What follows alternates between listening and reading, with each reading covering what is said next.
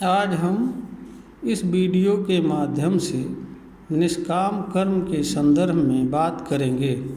निष्काम कर्म का अर्थ मनुष्य द्वारा कर्म फल की कामना के बिना किए जाने वाले कर्म से होता है। इस संदर्भ में अधिसंख्य लोगों के भीतर यह गलत धारणा भरी हुई है कि वह कर्म फल की कामना के बिना कोई कर्म नहीं कर सकता है। इसका मूल कारण यह है अज्ञान, लोगों का स्वतंत्र चिंतन कर्म के संदर्भ में न होना है। वस्तुतः अगर ईमानदारी से देखा जाए तो कामना, कर्मफल एवं कर्म यह तीनों चीज़ें अलग अलग हैं और अलग अलग रूप में मानव जीवन में इनका महत्व है, उपयोग है। मानव को इन तीनों चीज़ों को अलग अलग रूप में देखना चाहिए, अलग अलग रूप में आवश्यकता के अनुसार इनके साथ व्यवहार करना चाहिए। किसी के साथ कम या अधिक या आवश्यकता से अधिक ध्यान देने से मनुष्य का नुकसान होता है।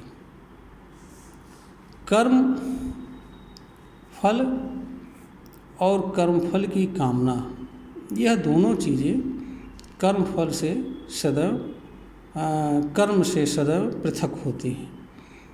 कर्म से इनका कुछ लेना देना नहीं होता है। अलग अलग चीज़ों के लिए अलग अलग रूप में समझना, विचार करना तथा उनके साथ व्यवहार करना मनुष्य के लिए आवश्यक होता है। अगर मनुष्य ऐसा नहीं करता है तो वह अपने साथ नुकसान करता है।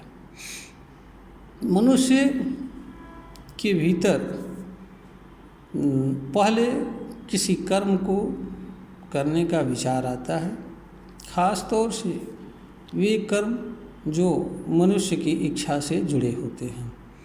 मनुष्य के भीतर किसी कर्म को करने का विचार तब आता है जब वह किसी चीज़ से जुड़ता है, चाहे वह किसी किए गए कर्म का फल हो या कोई अन्य तरह का विचार आता हो।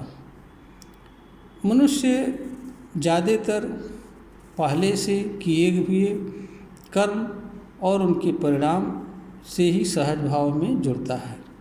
इसलिए सहज भाव में उसके अंदर कोई न कोई कर्मफल से जुड़ जाता है और उस कर्मफल के संदर्भ में उसके भीतर इच्छा जन्म लेती है और कामना पैदा होती है और उसे के लिए यह आवश्यक हो जाता है कि वह किसी कर्मफल को प्राप्त करने के लिए कोई कर्म करे। कर्मफल और कामना का मानव के लिए वहीं तक महत्व है जहाँ तक कर्म का निर्धारण किया जाना होता है। मनुष्य जब कर्मफल और कामना से जुड़े हुए कर्म को निर्धारित कर लेता है और यह तय कर लेता है कि उसे अपनी कर्मफल और कामना के निमित्त अमुक कर्म करना ही है और क्योंकि उसी के माध्यम से उसे अमुक फल की प्राप्ति हो सकती है या उसकी जो कामना है उसकी पूर्ति हो सकती है, तो इसके उपरांत फिर वह कामना से और कर्मफल से जुड़ा रहे यह आवश्यक नहीं रह जाता है। और ऐसा इसलिए भी आवश्यक नहीं होता है क्योंकि मनुष्य एक साथ में एक से अधिक चीज़ों पर ध्यान नहीं दे सकता है और उनके साथ ईमानदारी से कोई कार्य नहीं कर सकता है।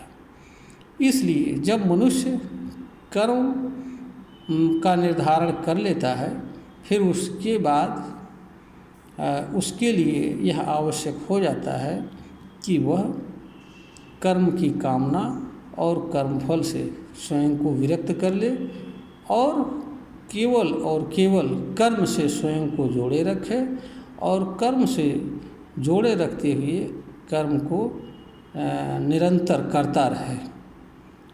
ऐसा करने से मानो निष्काम भाव से कर्म को कर पाता है, अपनी सारी ऊर्जा, सारी ताकत, सारी योग्यता, तत्परता, ध्यान कर्म में लगाता है।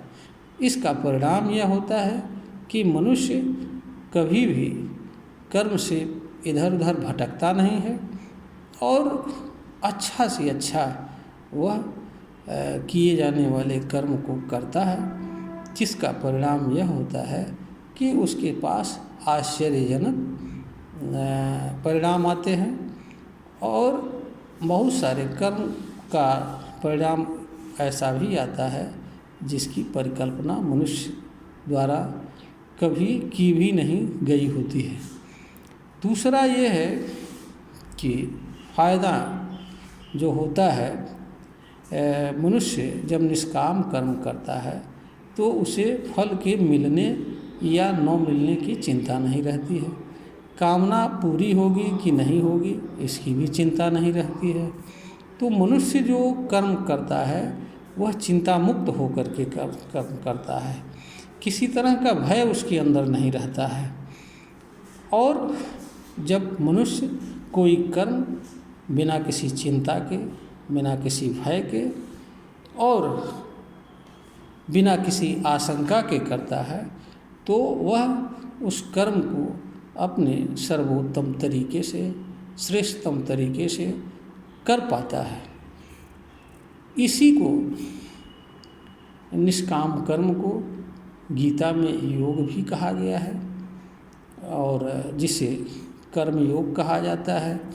गीता में कर्म योग को सभी योगों में सर्वश्रेष्ठ योग बताया गया है, उत्तम बताया गया है।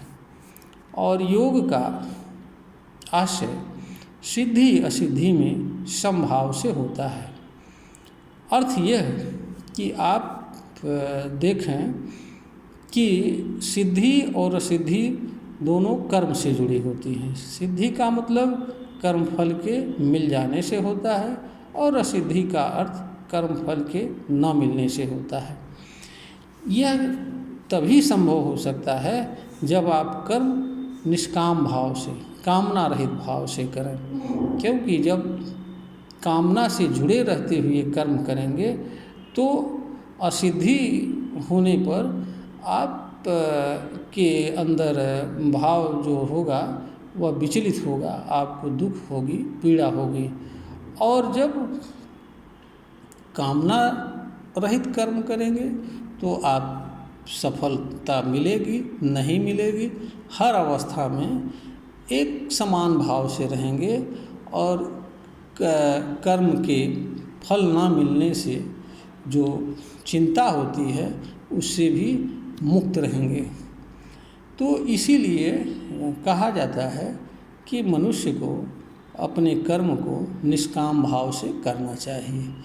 मनुष्य के लिए कर्मफल और कामना की आवश्यकता वहीं तक रहती है जब तक वह कर्म का निर्धारण नहीं कर लेता है। जब मनुष्य किए जाने वाले कर्म का निर्धारण कर लेता है उसके बाद उसके पास एकमात्र लक्ष्य कर्म को करना रह जाता है। इस अवस्था में वह केवल और केवल अपना ध्यान कर्म पे लगा करके कर्म को करना होता है। जब मनुष्य केवल और केवल कर्म पर ध्यान लगा करके कर्म को करता है तो वह निरंतर कर्म से जुड़ा रहता है। वह उसका मन कर्म के अतिरिक्त कर्म की कामना या कर्म फल की तरफ नहीं जाता है। इसका परिणाम यह होता है कि मनुष्य द्वारा जो कर्म किया जा रहा होता है उसे वह सर्वश्रेष्ठ और सर्वोत्तम तरीके से कर पाने में समर्थ होता है। और जब मनुष्य कर्म को सर्वश्रेष्ठ और सर्वोत्तम तरीके से करता है तो उसका परिणाम अवश्य ही उसके लिए फलदायी, सुखकारी होता है। और कर्मफल तो उसे मिलना ही होता है।